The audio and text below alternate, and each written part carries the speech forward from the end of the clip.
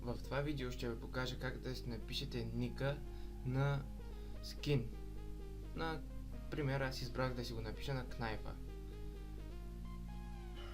Цъкате в директорията на CS, влизате в C-Strike, после в Models или направо можете да си потърсите скина нагоре, да си го напишете. Ето как изглежда по принцип.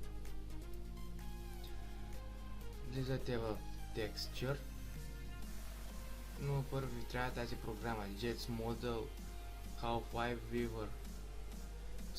Цъкате на Texture, после на Knife, BMP, Export Texture и си го сейфате там, където ви е по-лесно за намиране. Кръщавате файла, например Knife, и го запазвате. Ето го, така изглежда. Сега го отваряте с Paint, например, за да си напишете ник. Аз понеже съм го написал, ще добавя още нещо. Например, можете да изберете цвят, този път ще избера зелен. И пишете каквото искате.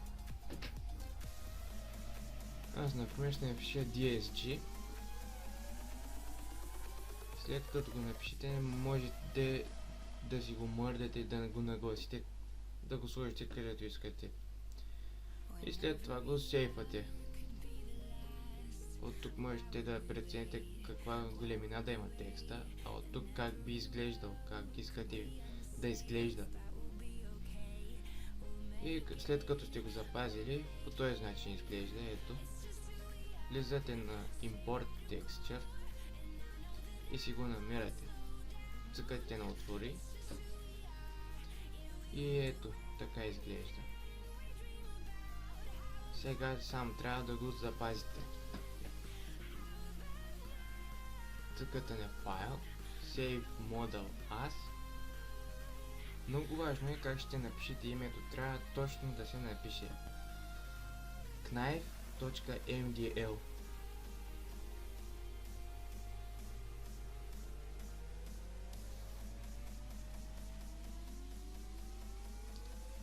И го запазвате.